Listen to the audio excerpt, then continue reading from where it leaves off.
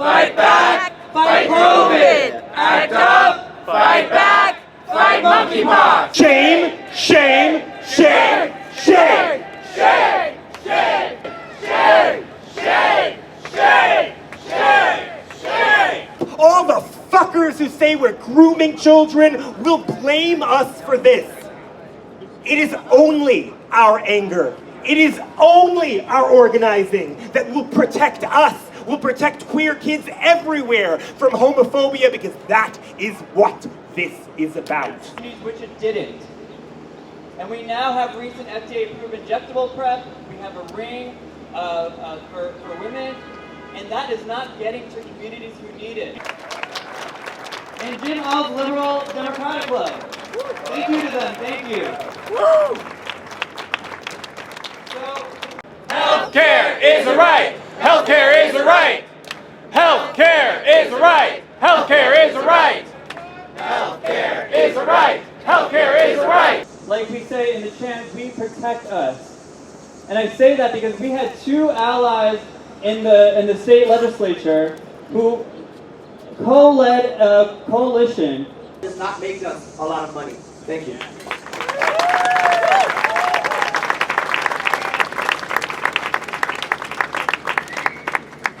You will hear that this monkeypox outbreak did not need to happen. There is a working vaccine that prevents viral transmission. The government had over 1 million doses of this vaccine since April. The government refused to release the vaccine when they could. Like many people, perhaps even a lot of people here, I had an excruciating experience with monkeypox. It was so painful that I wasn't even able to sleep. I had to be prescribed narcotic painkillers just to be able to even go to sleep, and that was for almost a week. It was one of the lowest points of my life, I can say, with both mental and physical repercussions that are still lasting to this day. And I want to be clear about this. We have been failed by our government and its agencies in executing a timely and appropriate medical response. Sex workers are again being forced to the impossible situation of choosing between prioritizing their health or having enough money to survive. Sounds familiar? Yes, the same fucking shit happened a couple of months ago with COVID. What did the government do? Almost nothing. What is the government doing now? Almost nothing.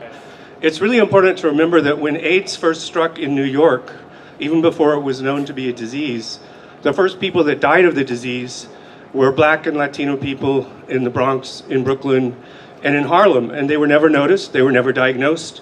And it was only years later when those cases were actually identified retrospectively through epidemiology, which was too late for them and their communities.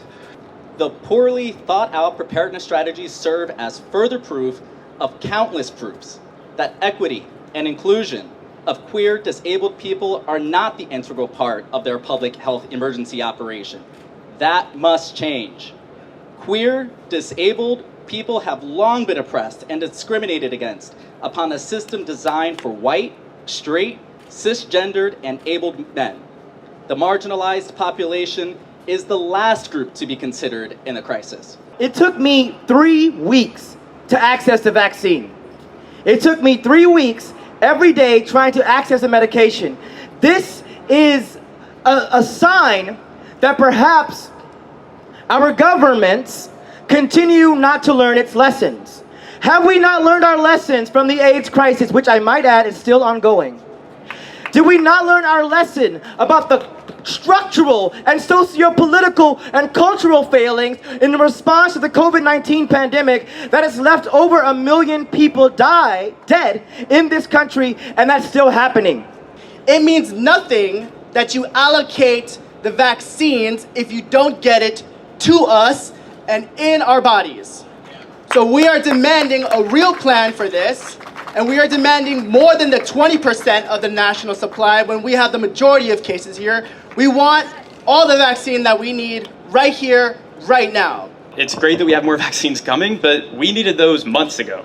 and the inaccessibility of the primary antiviral treatment, tecovirimat or TPOXX, for those who are suffering right now due to CDC red tape and incompetency is negligence bordering on cruelty. So I call on the CDC, FDA, White House, and all the powers that be to act on our demands and do whatever is required to immediately clear the vaccine stuck in red tape limbo, to increase the quantity of tests and decrease turnaround time, and make TPOXX readily available for prescription to suffering patients.